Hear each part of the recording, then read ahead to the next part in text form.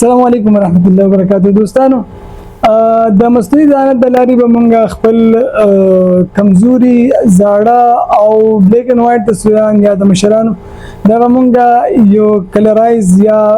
ډیمیج ختمول ریپیر کول او بهترین حالت ته راوستل انهانس کول د مصنوعي ذهانت د لارې به دا مونږ څنګه کوو نو راځئ مونږ به چیټ جی پی ټي ته لاړ شو موبایل کې چیټ جی پی ټي چې مونږ کولاو چیټ بوټ ته لاړو چیټ بوټ کې به مونږ فوټو اپلوډ کو د خپل موبایل لوکل میموري نه لاندې په ټیکسټ کې مونږ پرومپټ ولیکو پرومپټ څه شی دی په دې باندې ان شاء الله روان ویډیو باندې بحث کوو او دا ډیر د مصنوعي ذهانت لپاره د پرومپټ یو ډیر زیات اهمیت او زمونږ چې څومره کار مونږ هم کوو په پرومپټ باندې کوو چې مونږ مصنوعي ذهانت په دې پوه کو چې دغه نه مونږ څه کار غوښتل غواړو نو په دې ټیکسټ کې مونږ ولیکو repair the image, comma,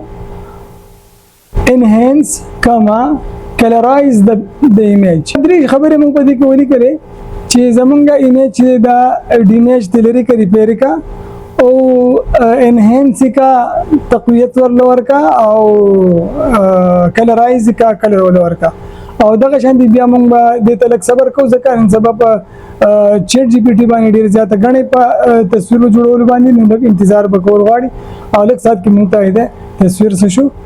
انهانس او ډیر بهترین تصویر موږ ته کلرایز ملاو شو دا زمونږ اوټپوټ به زمونږ ريزلټ که تاسو غواړئ چې موږ د مصنوعي ذهانت د لارې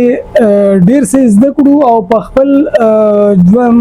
روزانه ژوندۍ کې موږ د مصنوعي ذهانت نه ډیر فائدې والو نو د چینل را روان ویډیوګانې په تسلسل سره ګورئ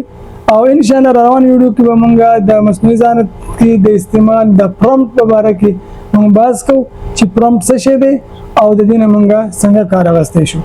نو چینل سبسکرایب کړئ او د نوټیفیکیشن بٹن دباو کړئ د لپاره چې روان ویډیو تاسو ته په ټایم ملاوي شي شکریہ